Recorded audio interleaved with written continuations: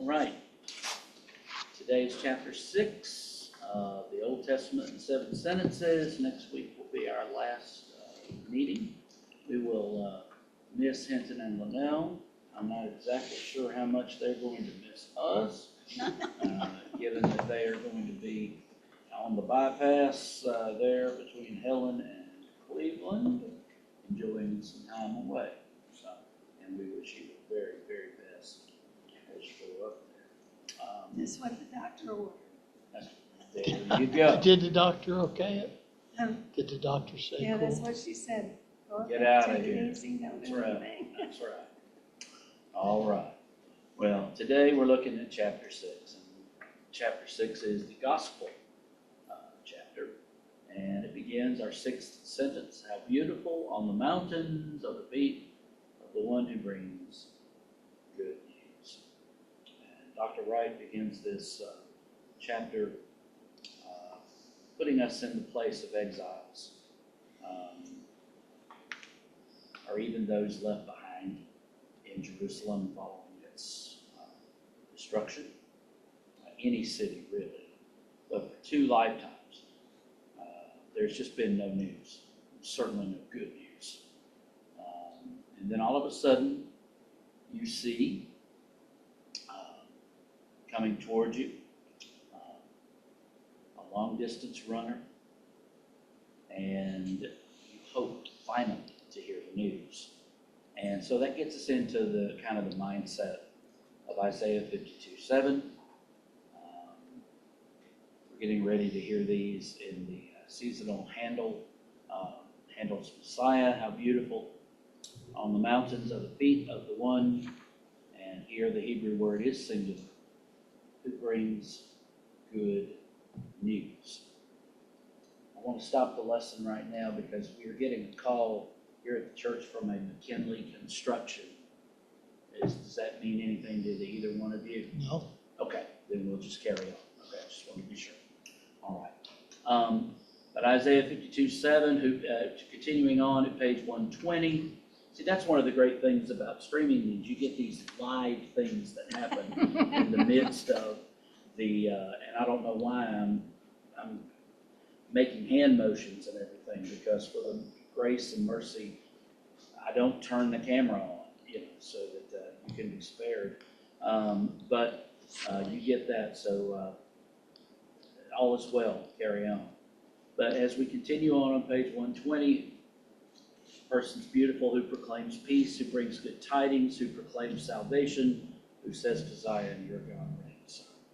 We have this, and he does make a change in verse 7 to singular to line up with his point in the Hebrew. It's plural there. So 6th chapter opens with this dramatic sentence. You know the history. Nebuchadnezzar has come in and destroyed the city. Yahweh has allowed him to, and the temple. And it has been 2 generations, 2 lifetimes. And there has been no word. And now, the exiles are coming back home. They're going to be allowed to come back. Now, you and I both know that many of them did not. Many of them decided to stay. And makes a bit of sense because they are told by God to build homes in Babylon, be good citizens, be for the welfare of the country, but some do, all right? But before we get to that, I did want to point out this phrase, brings good news. It's bottom of 120 over to 121. And here's your Greek word for the day. So if you're at a trivia contest and you want to know euangelizomai at the top of, it sounds like a pizza, doesn't it? But the word is euangelizomai, which is where we get the word evangelize. Greek didn't have a V. All right, it was euangelizomai. And this is the word we find frequently in the New Testament with its noun, euangelion. In Latin, it's evangelium. okay? So that's where we get to evangelize. It's from the Greek to the Latin, meaning to proclaim the gospel, the good news that God has acted in Jesus of Nazareth to bring about all the prophets promised. And that's exactly how Paul explains the Old Testament scriptures when he goes to Pisidian Antioch. He says, this is the good news we are bringing to you. We tell you the good news, what God promised our ancestors, that is, through the prophets, he has fulfilled for us, their children, by raising up Jesus. So in another place, Paul actually quotes our sixth sentence in Romans 10:15, referring to those who take the gospel to peoples who have not yet heard. Okay? So in this chapter, we're going to talk about, just as you've already read, we're going to talk about the anticipation of the gospel in the Old Testament prophets. And it's another reason why I think it's very important for us to not discard the Old Testament, to not have 2/3 of our Bible simply set aside, because it's all here. If we have eyes to see, ears to hear, hearts to understand. But there's bad news before there's good news. So we'll turn over now to 122. Anybody got anything as we refer to the exile in Babylon in this part? One of the things that I thought was good is the different responses of the kids, of the kids. Listen to me, always in my mind, of the people, and there are different responses. These responses are common today too. Some just turn their back on Yahweh. Obviously, it's not powerful. I mean, here we are. And then others do accept that Yahweh has brought judgment.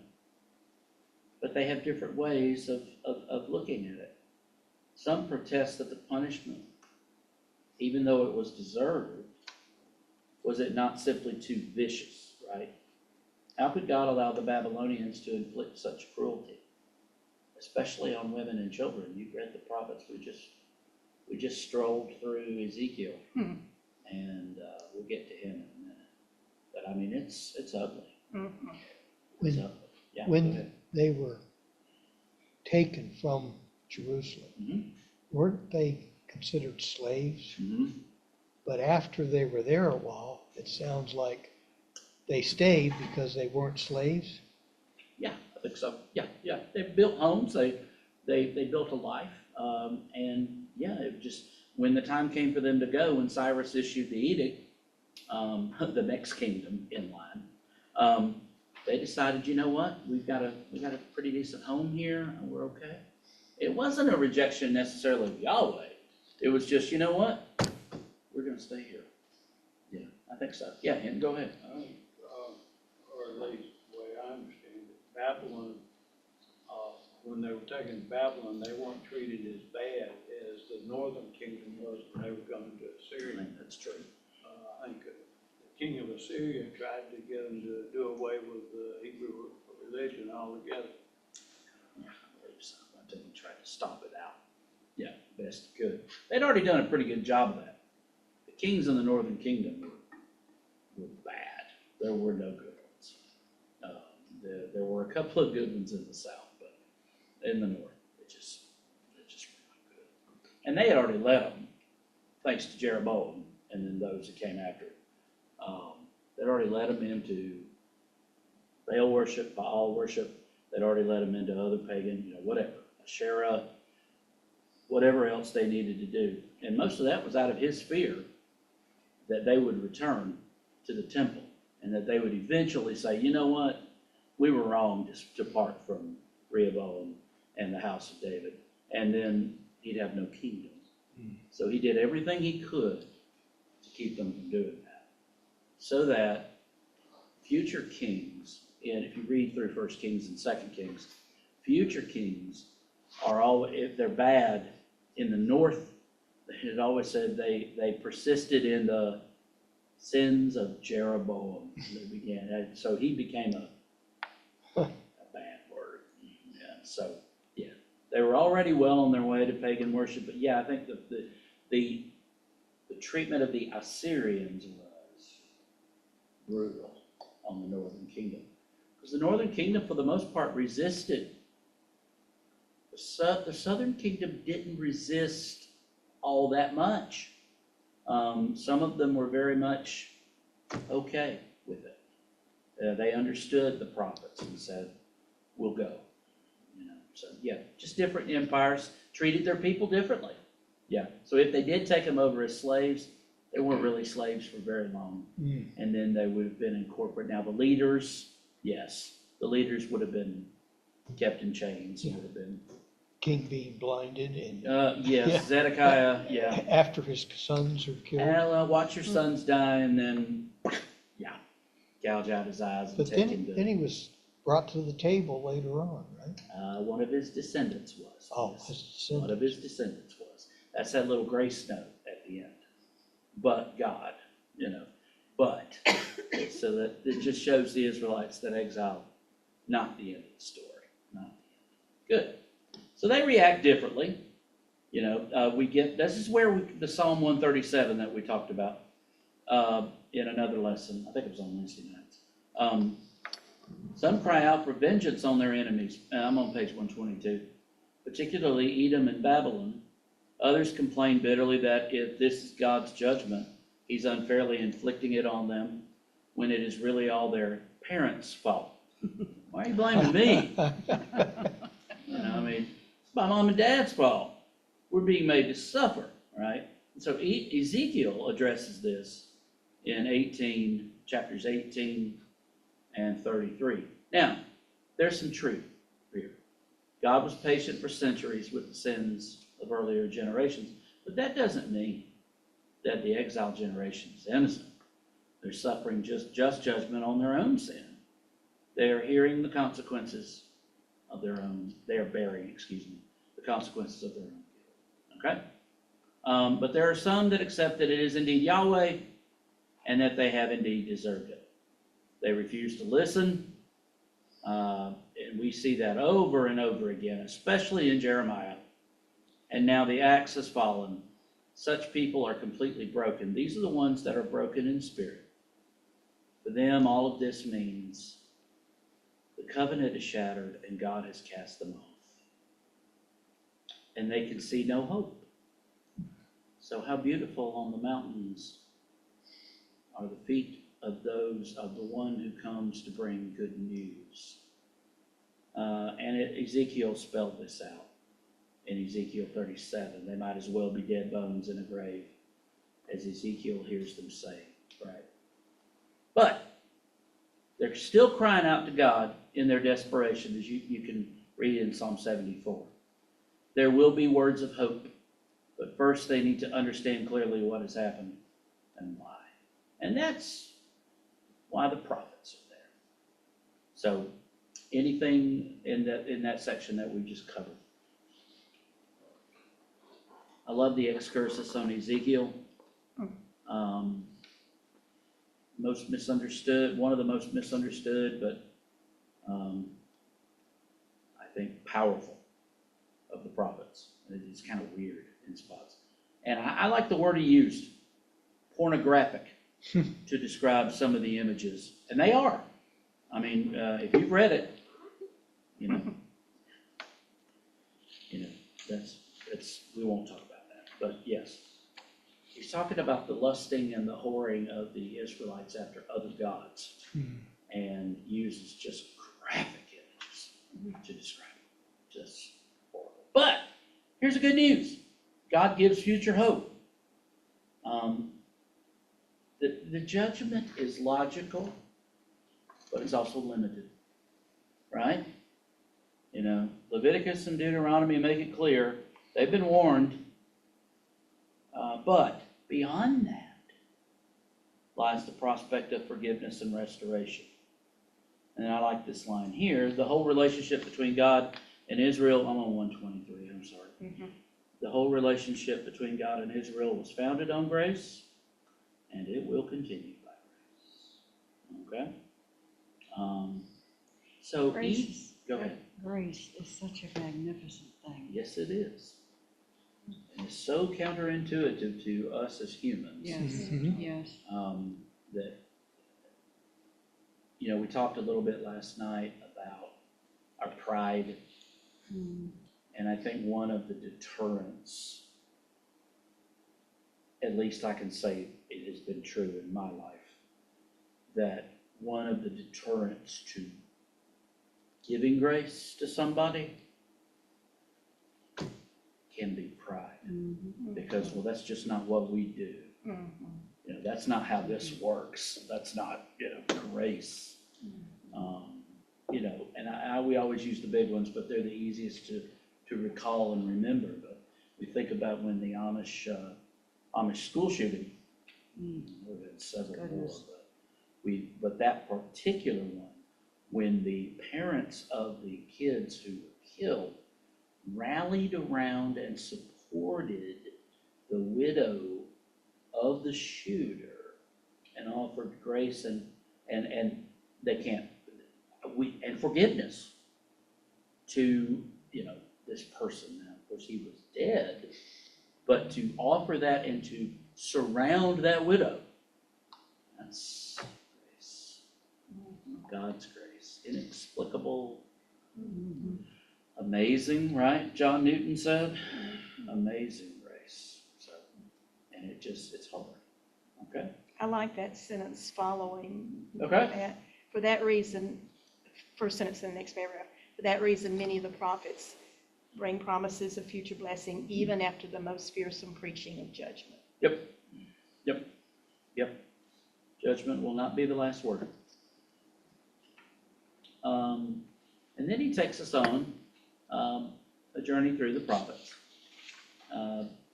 starting with Jeremiah and his book of consolation, and the excursus with Ezekiel. We could read that, but yeah, Jeremiah 30:33. In the middle of all of that, in the middle of that big paragraph on page 125, we have Jeremiah promising that God will make a new covenant with his people. It will have many similarities to the one he made with them after the Exodus that they have so woefully broken. But it will involve a complete forgiveness of their sins. There's the new part. Okay. Jeremiah 32 records an incident in the life of Jeremiah. He buys a field. He doesn't have any descendants. Okay. He probably buys it with the last bit of money he had. But it's a sign of assurance that the people will return long after Jeremiah's own death. Then he goes on to promise a future restoration of Israel with the son of David ruling over them in righteousness. Okay? After that, we go to Ezekiel, right? The last 14 chapters of Ezekiel. Amazing chapters of future hope. And people say, what is heaven, if we want to call it heaven? That's not what Ezekiel calls it. What is the hope of Jews in exile when Jerusalem has been destroyed? What do they want to see? They want to see two things. They want to be back home, and they want to see a new temple, right? The temple is perfect in its dimensions. The temple is absolutely perfect. And if you notice the artistic way, we just finished this, Carol. Yeah, you loved it. Not so much. But the laying out of the land is it's just perfect. Everything is exact measurements, and everything is just, wow. Well, we know how it goes, right?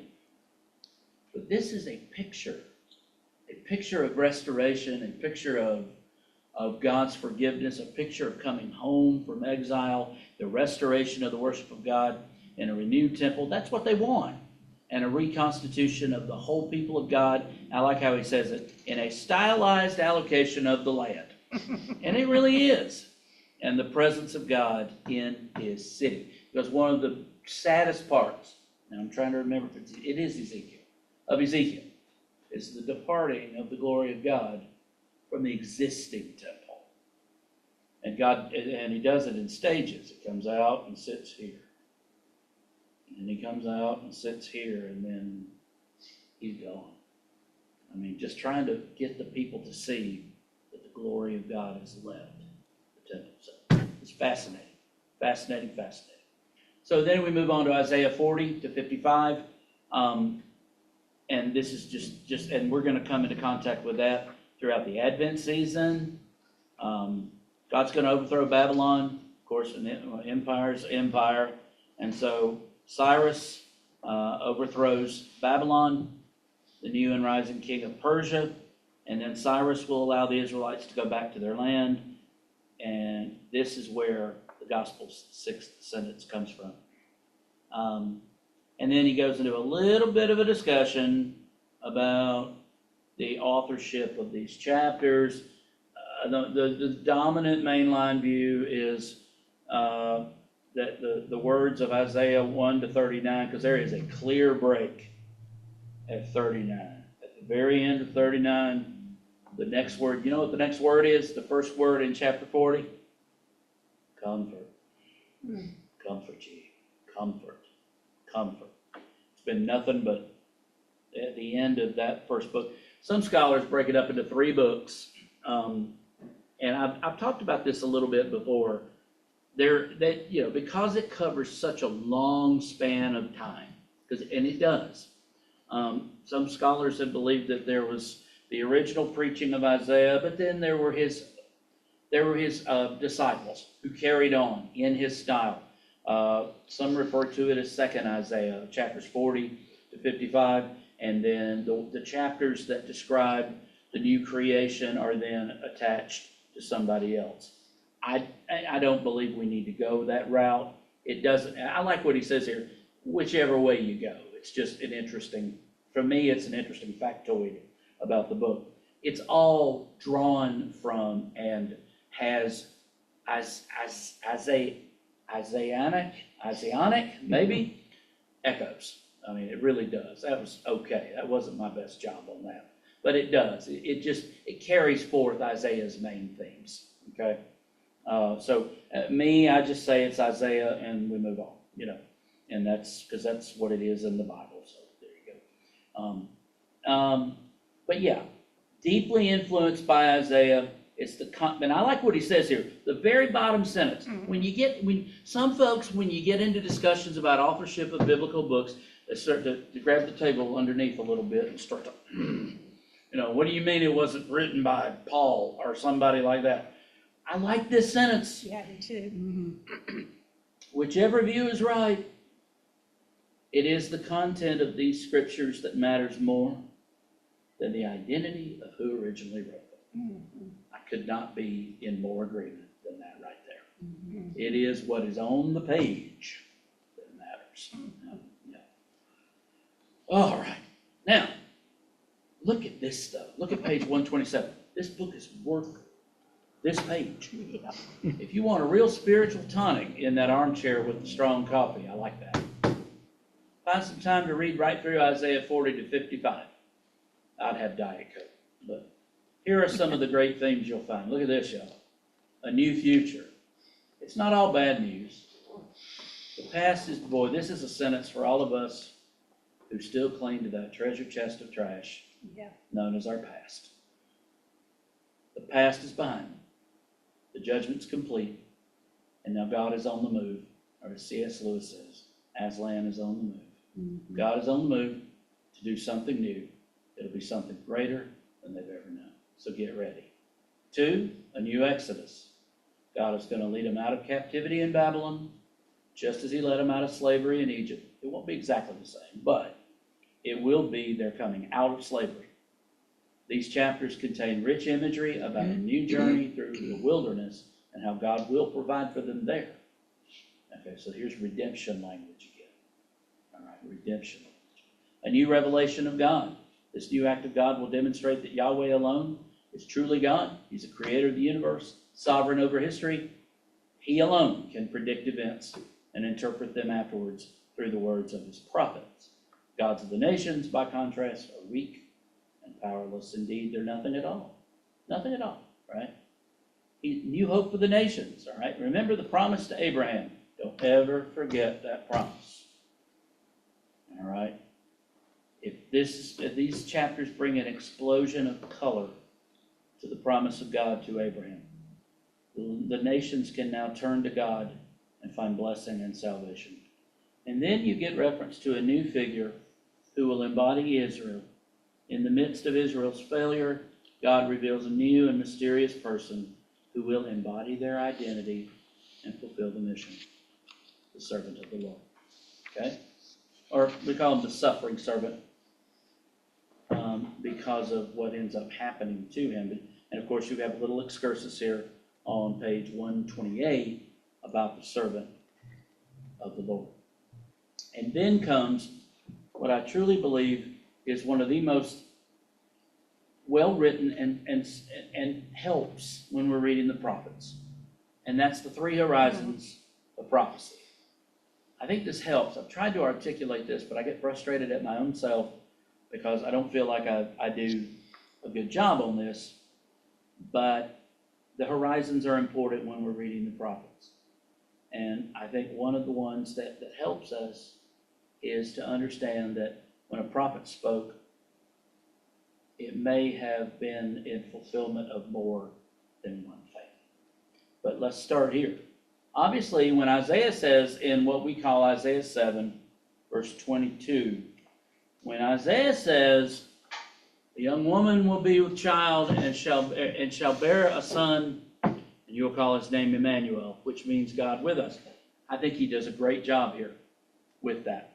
The Old Testament era, these prophecies, most of them have a fulfillment in the prophet's own time, or the wider Old Testament as a whole. Most of what they predict is going to happen within Old Testament Israel. But then if you go down to the bottom of the page there, sometimes we find an Old Testament prediction that is made and fulfilled at Horizon 1 can also carry forward and have even more significant fulfillment later. What I call the filling up of the prophecy, what he calls Horizon 2. And he uses Isaiah 7. Notice, this shall be a sign to you, okay? And I know Linus Van Pelt says it much better than I ever will. This shall be a sign to you, right? Since it is a sign, now this is Isaiah talking to King Ahaz here, all right? Since it's a sign, it has to mean something for Ahaz. It just does. I mean, just you kind of think about it. It's just conversation with Ahaz. We have to assume then that a child is indeed conceived and born soon afterwards, because the Hebrew word there is young woman. It is not until we get over to the Greek translation of the Old Testament, the Septuagint, where they use the word Parthenon, and Parthenon can also mean virgin. Alma simply means a young woman, okay, in the Hebrew. But Parthenon does include the word. And guess what Old Testament Matthew was reading when he was composing his gospel? The Greek. The Septuagint, all right? Reflecting on the stories that he has been told about Jesus, maybe even by Jesus' mama. Reflecting on those stories, he goes back into the Old Testament and sees, Isaiah 7, 22. So we have that. But that's Horizon 2. All right. And he says that here. Matthew finds an even greater level of fulfillment of that Emmanuel prophecy, because indeed God is with them and delivers them from their enemies, the Israelites. Okay? All right. We tend to read that and say, okay, so his name is going to be Emmanuel. Jesus was not, when they went to the temple in Luke to name the baby, they did not name him Emmanuel. No.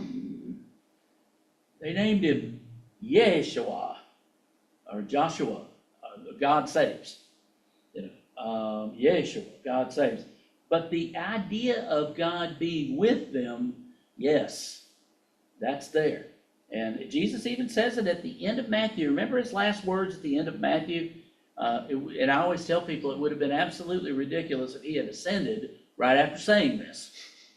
and lo, I'm with you always, even to the end of the ages. And then that would have been kind of weird, wouldn't it? They're about, wait a minute, he said he was gonna stay, you know. But the idea is, you link that up with the first of Matthew, where they're told, his name shall be Emmanuel, and then it bookends. It creates a nice bookend for the Gospel of Matthew. God is with us. God is with us. Right there. Beautiful. Absolutely beautiful. Let's talk about this New Testament era, though. All right, so we've done a little bit of that work, but I like this. I call it filling up, but I like his sentence here in the middle of this paragraph, guys. It says, the one that begins, the prophets do not only speak about a coming person, but rather they describe things that can only be perfectly true through Jesus. All right. For example, when Jeremiah speaks about God making a new covenant, much of what he says is similar in principle to the Sinai covenant. Yeah. Yeah, I'm back up, just talking about, what Jesus said, about being with them always. Yeah. Well, there was a period there that he wasn't, but the Holy Spirit came, so technically he is with us always Well, of course. in the Holy Spirit, so. Of course. Yeah. Yeah. From a linguistic point, it would have been weird for Matthew to write the ascension there. That's just a literary thing. It would have been, wait a minute, where'd he go? So, but you're right. You're absolutely right. That's good stuff. And then when Isaiah speaks about the servant of the Lord, there are several things said about the servant that are also said about Israel. They're chosen and loved by God. One way to interpret the servant of the Lord passages is that Israel is the servant of the Lord. But once again, this can only be truly filled up by Messiah, right? Israel was given as a light for the nations. They didn't really want that, as evidenced by the events. But when Isaiah speaks about how the servant will bear the sins of many and die vicariously for us, we can only see such words fully embodied in the Lord Jesus. I love that. So we need to be alert to a possible gospel horizon in the words of the prophets. Now, I love this. This is another one right here. You highlight this, make it in bigger font, and put it in your Sunday school classes. Please understand that this does not mean that we have to find Jesus in every verse of the prophets. And this is an Old Testament scholar saying this, or the Old Testament as a whole. Rather, it means we should be aware that these texts are all part of a great historical and scriptural journey that leads to Christ. Isn't that nice? I like that. I once had a discussion that got red in the face. I actually didn't in this discussion. I know y'all were surprised. I did not get red in the face about this because there was just somebody that was adamant. That's what I even got like that. And I was like, whoa, that the fourth person in the fiery furnace with Rack, Shack, and Benny had to be Jesus. Oh my. And all I said was, what does the text say? Just read the text. That's all I'm asking you to do, is just read the text. It doesn't say that. It just says one like a son of man, which means human being. Oh, well, then that just has to be Jesus. And I'm just sitting here going, what is important in that story is the faith of Rack, Shack, and Benny. It's like the fish in Jonah. What is important about the story is what those young men say to Nebuchadnezzar before he throws them into that furnace. Whether our God will deliver us or not, we don't know. But let me tell you something, brother. We're never going to bow down to that image. And so he gets the fire even hotter, and they throw him in there, and the guys that throw him in there are burned up, but then they throw him in there, and then Nebi says, how's it going? There's somebody in there with him. God's in there with him, protecting him through an intermediary. That I was just trying to, but I didn't win, and I don't think God won either. But I didn't convince, that it had to be Jesus. it doesn't have to be. We don't have to find Jesus in the Old Testament. Yeah. Just like in the book of Genesis, they say Jesus was who was in the garden with him. Right. And Paul even says that it's Jesus that led the Israelites out during the Exodus. He even says that. He's the rock, and so he even does that. But I think we have to dig deeper and understand what Paul is doing here. And it's a bit more than just trying to find him. I like that sentence. How about you, Carol? Oh, yeah. I knew you would. Okay. How about you, Donna? Yeah. It's like you believe the Trinity. Yeah, right. I love it. And I just wanted to, I was reading a little bit about Isaiah, and Yeah. it's, he has been referred to as the Shakespeare of the Bible. Have you ever heard that? Oh, yeah. He's a beautiful writer. Yeah. Some of the most beautiful passages in all the Bible.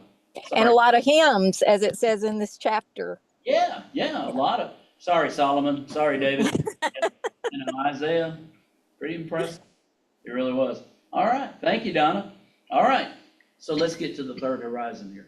So we got the New Testament era, and that leaves one, the new creation.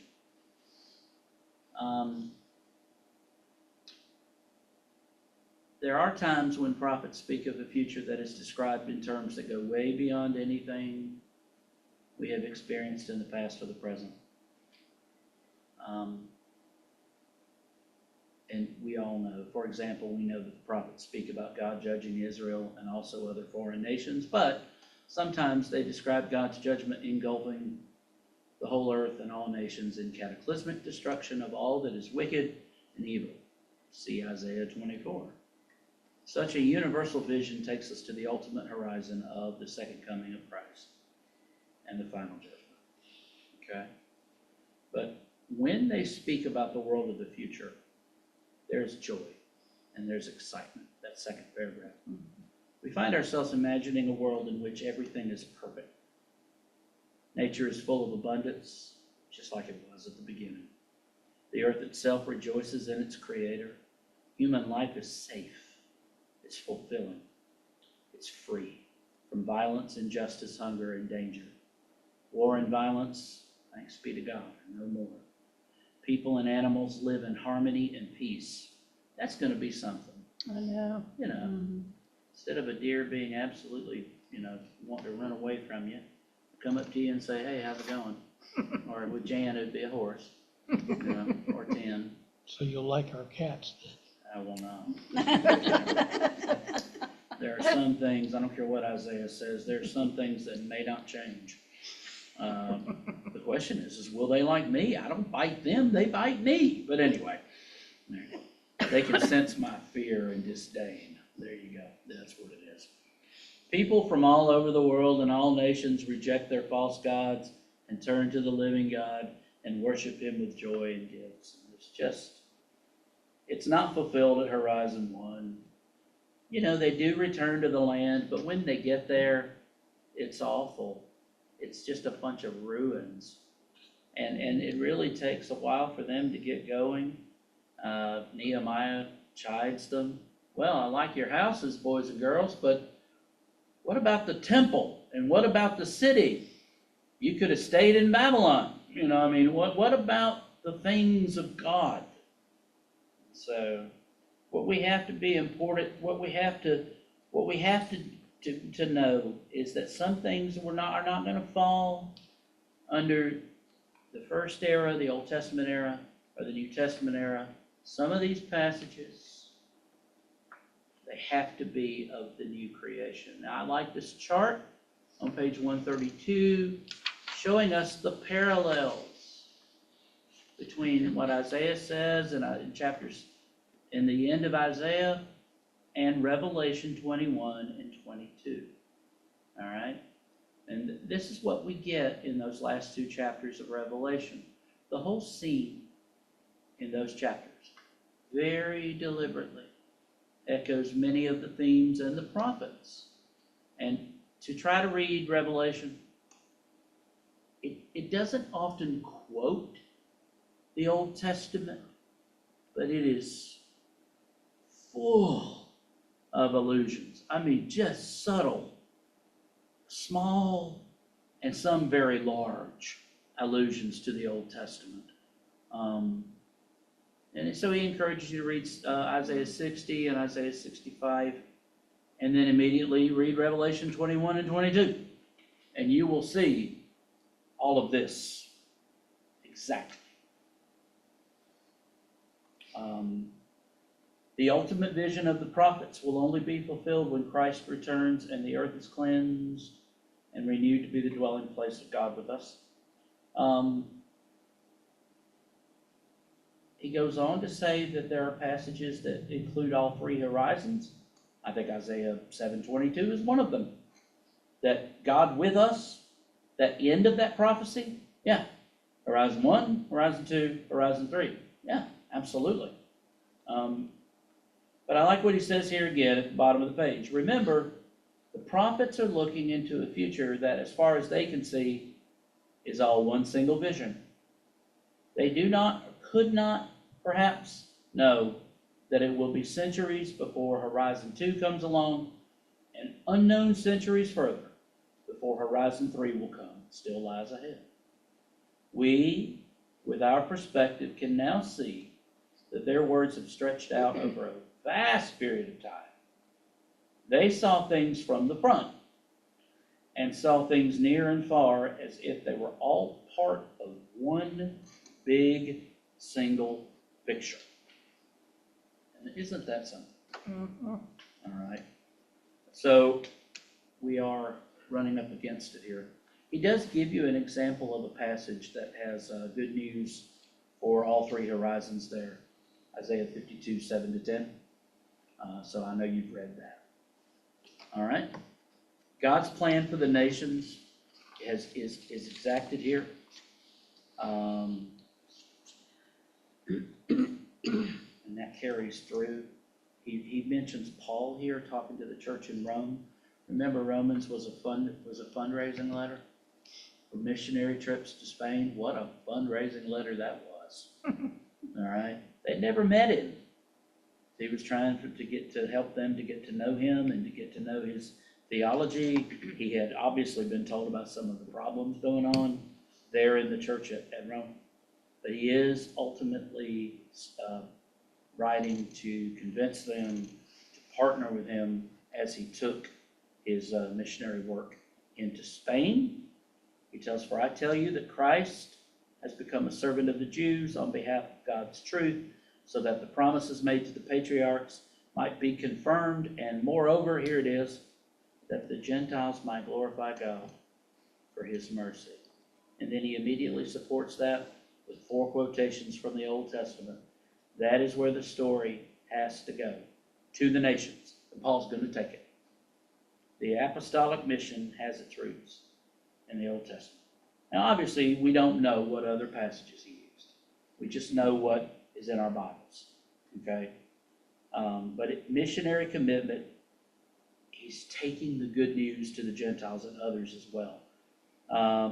And then he gives you a few he lists a few, okay? All right. Now, finally, this is a long chapter, y'all. It's really just a review of the post-exilic prophets. So I just want to ask if there's anything in particular as they come back to the mess. Was there anything in these final pages that caught your anything in particular?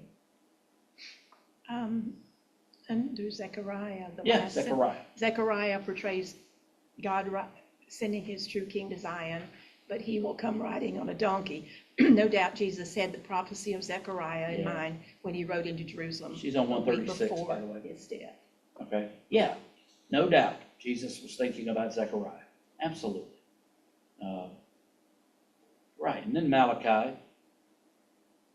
Well, Malachi's got a word, doesn't he? Malachi, angry. God is angry. He's angry with the people. They've come back and there's corruption. See, my goodness gracious. They've come back, they've rebuilt the temple somewhat, And there's corruption in the priesthood. Yeah, go ahead. It also says that the people have gotten lazy in their service too. They seem to feel like God does not care enough to help them very much, so why should they bother sacrificing the best of what they have to Him? That's right. Yeah, that's right. Again, look all around. It's still in rubble. I mean, this is not the Jerusalem that the photo albums we've seen, this is not the Jerusalem that but they just kind of got lazy. They just kind of said, well, you know what? This is what it is.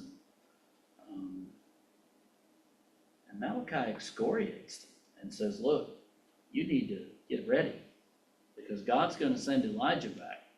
And that name just would have invoked all kinds of images in the hearts of the Israelites. And then, of course, we know that it's John the Baptist who would come later. And we have Ezra and Nehemiah. I do like that he points out here, that he talks about the divorcing of the foreign wives, and how it's always important, I think, to remember that God did not ask them to do that. But it is the dedication to purity, to purifying the people before God, to get them to be serious again about their worship. That's what is the kind of the point there, is that we need to be, it's probably not the right or the only thing to do in that situation, because I'm just thinking about all these women and these children who are basically just told, well, bye. I mean, literally. I mean, well, bye. That's not a very academic way of putting it, but they're told bye. But it does indicate how seriously that Nehemiah wants to preserve the purity of Israel's faith. Okay? It does speak to that. But finally, we wait for God, right? Because we know what happens. Oh, the Persian Empire, it's overturned by Alexander the Great. Judah becomes part of the subsequent Greek empires to follow, and then the Roman Empire. So, one empire right after the other, conquering each other. But there are I want us to remember two features of the intertestamental period that stand out. People of Judah, beginning with Ezra, become ever more committed to the book of the law. They become a community founded and grounded in the scriptures. That's going to pay off for them later when the temple is destroyed, and they really become a people of the book and not of the temple, because it's gone. All right, so they become people of the book. They become a community founded and grounded in the scriptures, and their life revolved increasingly around the demands and hopes of the law and the prophets. They had scribes, they had rabbis, and then later a whole community of people who said, we're going to live in perfect obedience to the whole law of God, and they became known as the Pharisees. And that is not a slang word, it's not a negative word. They were just men who were absolutely committed to obeying the Torah. I mean, and what's bad about that? Well, we'll see. We'll see. The motives behind the movements, all of them were positive, okay? If God punished Israel for disobedience, right? Then if Israel is ever to find favor with God again and avoid a repetition of such judgment, it must strive to ensure that everybody lives according to the law. But as often happens, we get a religious system that easily becomes overburdened with additional rules and protections, and Jesus challenged it every step of the way, and rightly so. Okay. And then the other feature was an intensifying longing for God. Messiah fever is what I call it. It really did get high in the intertestamental period.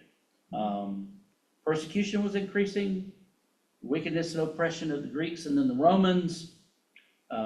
It went from bad to worse. It seemed that their only hope was for God to act directly and decisively to bring in his own kingdom. It felt like the exile had never really ended, even though they were back, but they're not free.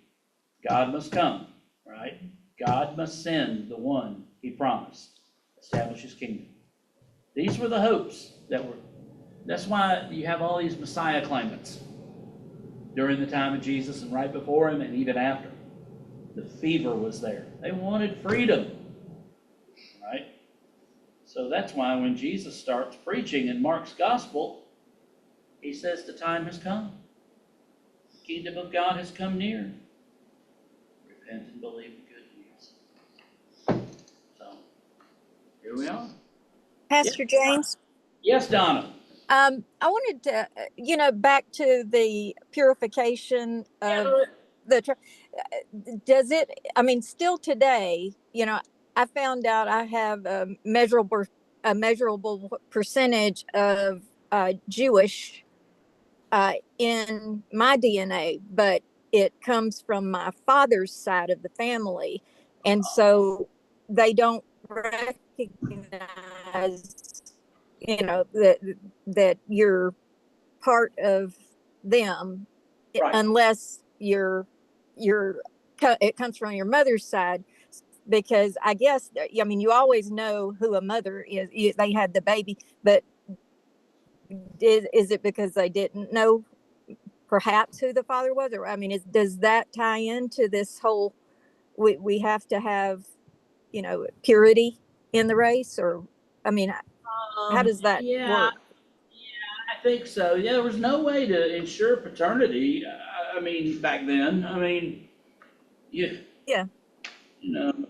the kid might or might not look like his father, and I think as far as that, um, yeah, I think as far as ethnic Jews and and this is going to be extreme Orthodox Judaism. Mm-hmm. Yeah, I think but that's not going to be the majority of Jews.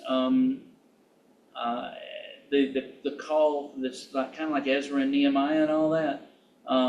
It's just Uh-huh. now, again, there's going to be a fringe. There's always a fringe, but Judaism, as it has grown and progressed, has they don't have denominations like we do, but they have different groups Mm-hmm. that. So it's just that's a great question, and but yes, to be ethnically Jewish is to have a mother who was definitely Jewish. Paul, And just um, for information, my yeah. heritage is Ashkenazi Jew Oh from wow, Eastern Europe. Yeah. wow, Ashkenazi. Yeah. Wow, that's awesome.